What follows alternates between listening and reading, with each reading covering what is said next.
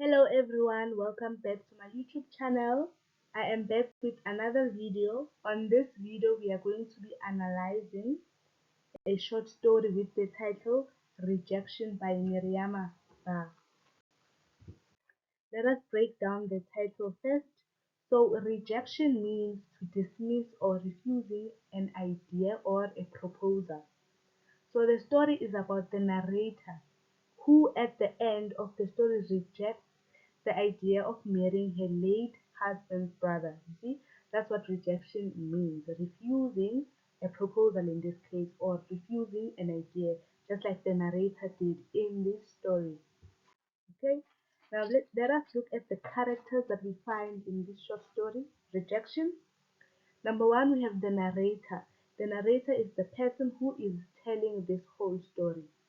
So the narrator is portrayed to us as readers as someone who is emotionally strong and happy with her life at the beginning of the story.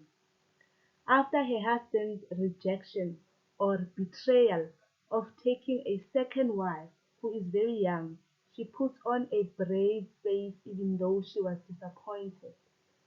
That is why they say the narrator is emotionally strong, because after the rejection and the disappointment by her husband, she didn't act out of character. Okay, she deals with her rejection by refusing to be married again or submitting to the cultural practice of being inherited by a husband's brother. And then we have our second character, who is Modo. So Modo is the husband of the narrator. Modo is shown to us in this story as someone who is secretive. He is a secretive man. He has secrets. He is a patriarch who rejects his wife for a young girl who is who is his daughter's classmate. So when we say he is a patriarch, we refer to those people who believe that men should dominate. Whatever a man says or decides must be the one that is acceptable. I hope that makes sense. He uses his money to lure a girl into marrying him. So Modo, the husband, uses his money to attract a girl. So we can say in this case, Modo is shown to us as someone who is a blessed. You know how blessers operate, right? They use their money to attract or date young girls. So that is what was happening in this story. Moving on to our third character, Daba. Daba is Modo and the narrator's daughter. Okay, Daba is shown to us as someone who is supportive and a caring young girl. She loves her schoolwork and she is protective of her mother. Okay, and then we have Bineto. Bineto is Daba's friend, yes, and classmate. She is a young and beautiful girl. She is Daba's close friend and classmate. She is untrustworthy. You cannot trust her because she betrays her friend Daba when she does not disclose the name of her sugar daddy. And the name of the sugar daddy in question here is Modo, Daba's father, the narrator's husband. And then we have Bineto's mother. Bineto's mother is very manipulative and desperate, poor woman. She is a gold digger who uses her daughter to improve her lifestyle, meaning that Bineto's mother encouraged her daughter Binetou to proceed dating this old man, and even encouraging her to agree to marrying this old man simply because this man had money. The man in question is Modo. Moving on to our next character, Tamsir.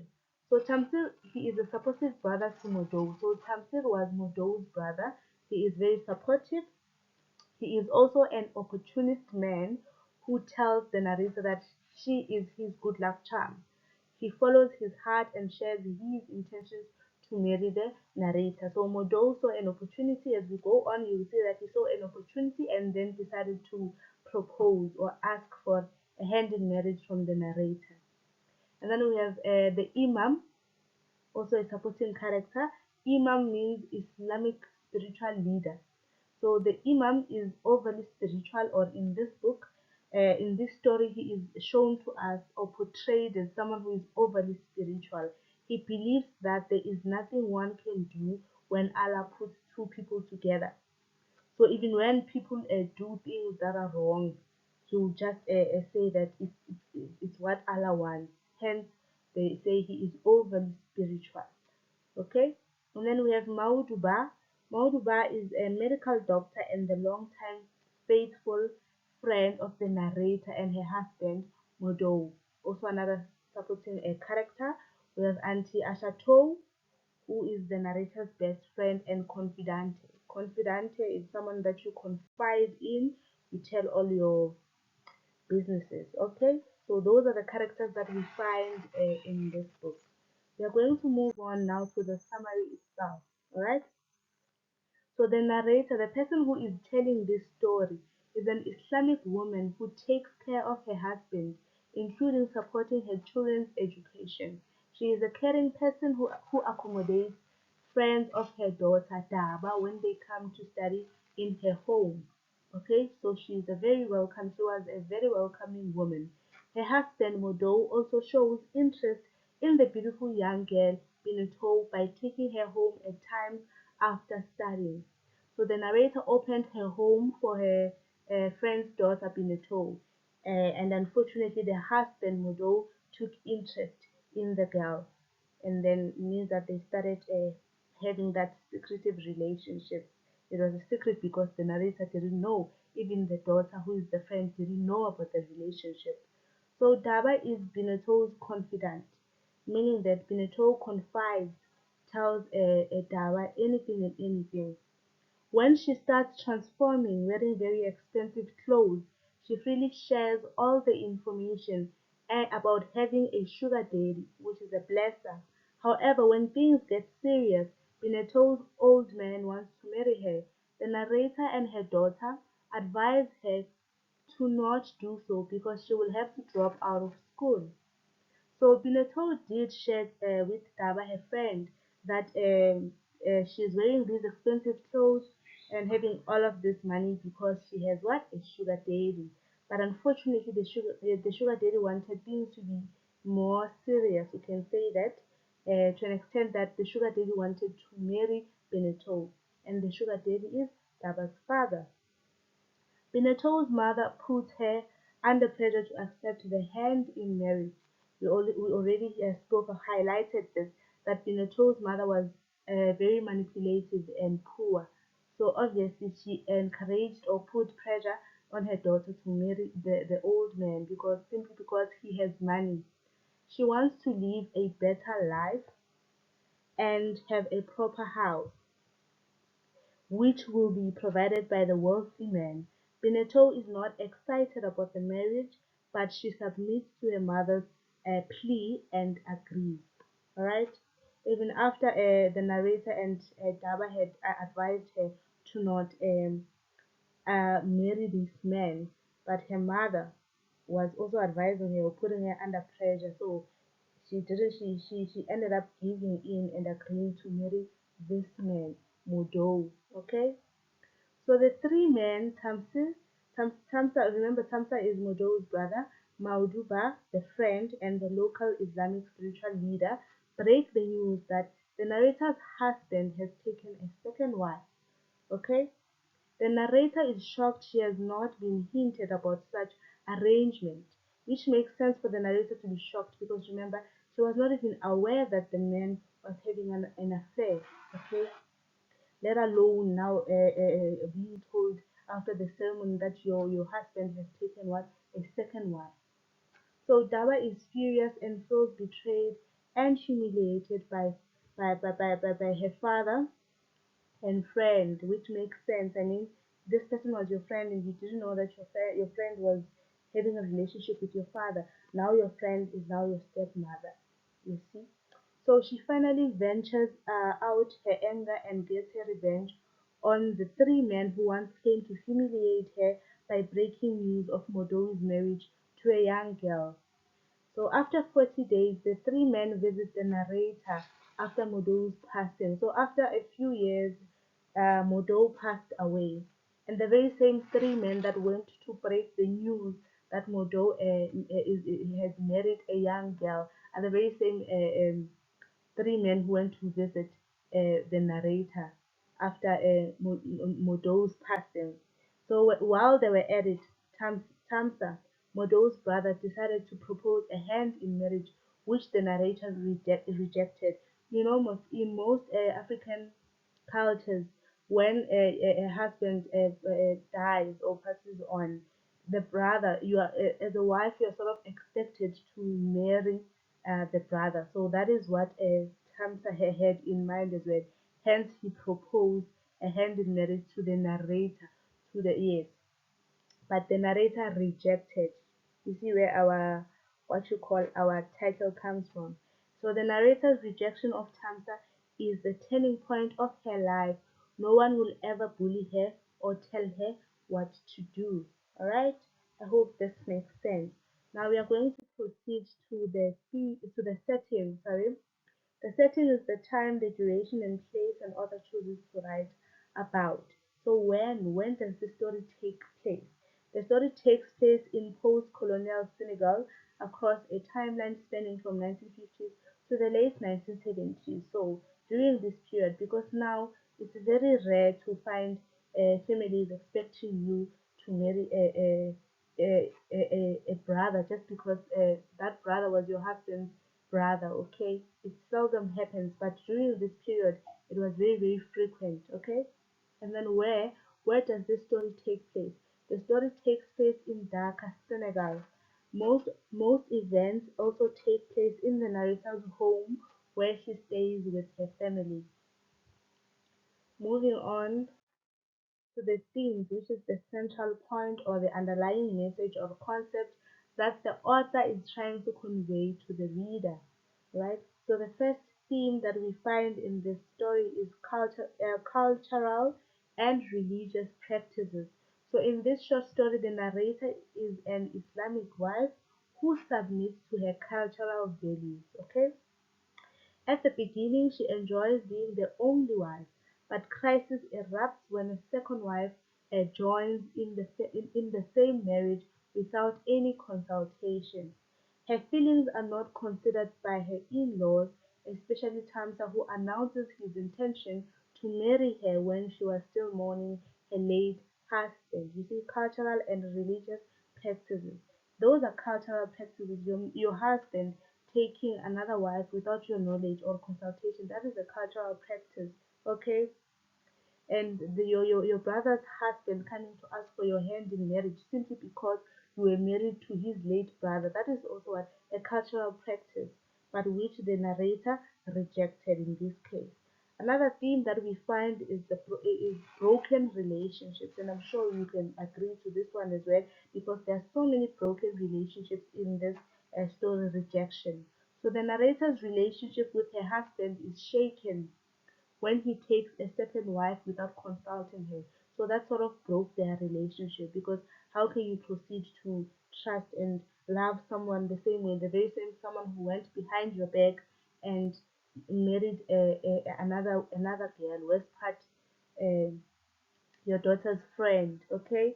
And then the narrator's daughter, Daba, and Bineto's relationship ends when Bineto becomes her father's second wife or stepmom. You see, that's also another example of a broken relationship, broken friendship in this case.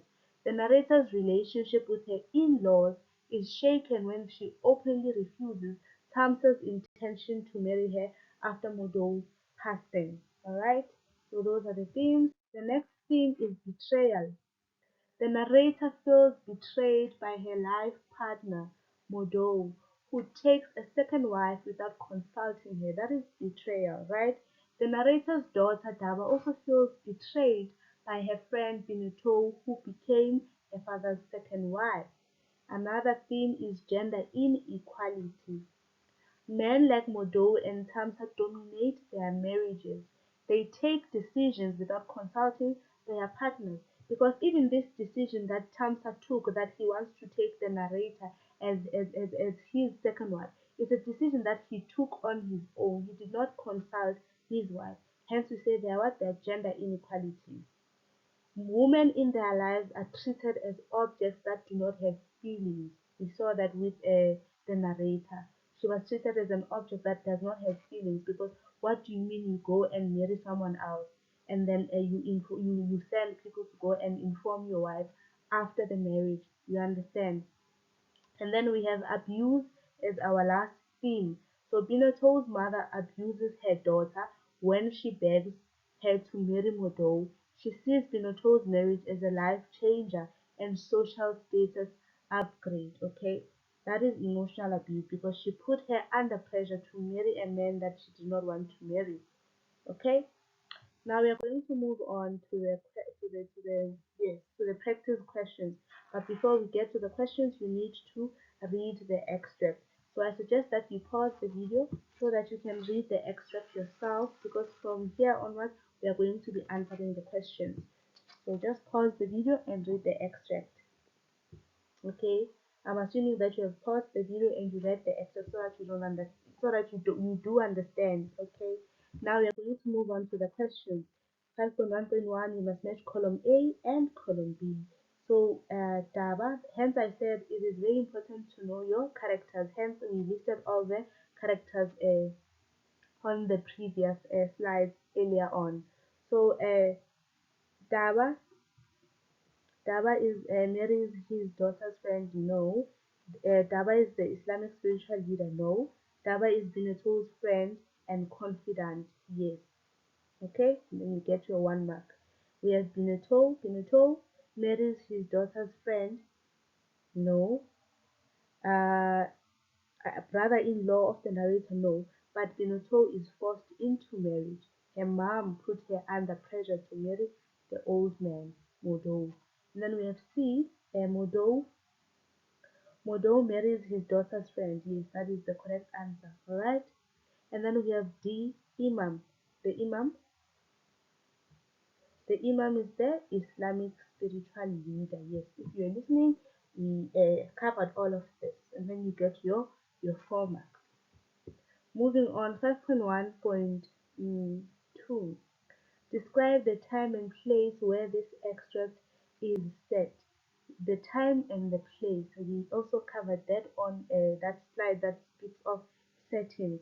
So the correct answer there is the setting is the narrator's home or the narrator's house after the marriage of Modou to Binatou, or Modou's second marriage, or when the visitors come to inform her of Modou's second marriage. So you can take any example, because there's a lot of things that are happening uh, in that house. Okay, so that's the time and the place. And then 5.1.3, refer to lines 4 to 8. There is nothing in this world. Okay, let's go and look at line 4 to 8.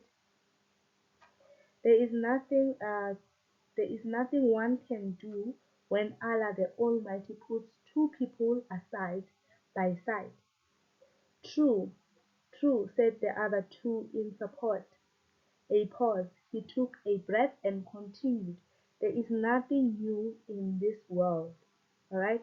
So what do these lines tell us about the Imam's state of mind? What do they tell us about the Imam's state of mind? Okay? So the correct answer here is that the Imam feels uncomfortable or unsure as he has to break the news of Modou's second marriage to the narrator. And then 5.1.4, refer to line 17. I asked with a hunter beast. Line 17. Okay. I asked with the cry of a hunted beast, Modou. Okay. Identified the figure of speech used in these lines. So the figure of speech that is used in these lines is what? It's a metaphor, right? Because they did not use the word like. They just say a hunted beast, not like a hunted beast. If they had said like a hunted beast, it was going to be simile. But because there is no like, they are comparing two things, but there is no like. So the answer is a metaphor where you compare two things without using the word as or like. And then B, Explain why the figure of speech is relevant in this extract. Why is it relevant? So the correct answer is just as an animal makes a sound when it is being hunted, so does the narrator cry out when she realizes the truth about Modou's second marriage. Okay? 5.1.4. Why is the following statement false? The men in the extract come to have tea with the narrator. Why is this statement false? Because the statement is false because the men in the extract come to tell her that her husband, Modou, has taken a second wife. They do not come to drink tea. Alright? Moving on, 5.1.6. One of the themes in rejection is betrayal. And we covered that already. You know that one of the themes is indeed betrayal. So discuss this theme. Discuss why it means betrayal. Alright? So the answer is the discussion of the theme of betrayal may include the following points. Modou betrays his wife and daughter by taking a second wife. So the theme can be the theme can be betrayal because Modou betrays his wife and daughter by taking a second wife. Another answer could be Binetou betrays Daba when she marries Modou. We also covered this, okay? The narrator feels betrayed by Benito as the narrator had been motherly and caring, because remember, the narrator welcomed Benito in her house or in her home, only for Benito to betray her and marry her husband. So that's the answer. 5.1.7. Refer to the short story as a whole. The narrator can be admired for her strength of character. Discuss your view. So in this case, you can either say yes, the narrator can be admired for her strength or of character, or you can say no, the narrator cannot be admired. As long as you provide a reason, you support your answer, you will get those full 3 marks. Okay. So for the people who are saying yes, they admire the narrator for her strength and character. You can say yes, the narrator, though shocked, accepted or accepts the news of Modou's second marriage with dignity. Yes, she refuses to be influenced by Daba to divorce Modou. Yes, she rejects Tamsa's uh, marriage proposal to retain her independence. So you can say you admire her because of those reasons. But if you say no, you do not admire her strength of character, you can support your answer by saying after a marriage of 25 years, you can say no, because after a marriage of 25 years, the narrator should fight for her marriage. She is too passive. She acts like she does not care. After 25 years, she was supposed to fight for her marriage. You can say no, she should have seen the warning signs. Modou paying too much attention to Binetou, following a strict diet, trying several suits before going out and acted on it. She blames herself for Modou's second marriage. She might have upset Modou or done something wrong. So any answer here is correct, guys, as long as you support your answer, you provide a reason. And also pay attention to mark allocation. You can't just say no and say yes and leave it there. You won't get these marks. You need to say no and provide reasons. Provide reasons, okay? So here are the answers that I was sharing with you guys. If you want to, yeah, take a look at them, you can pause and take a look at them, and then these are the other answers as well.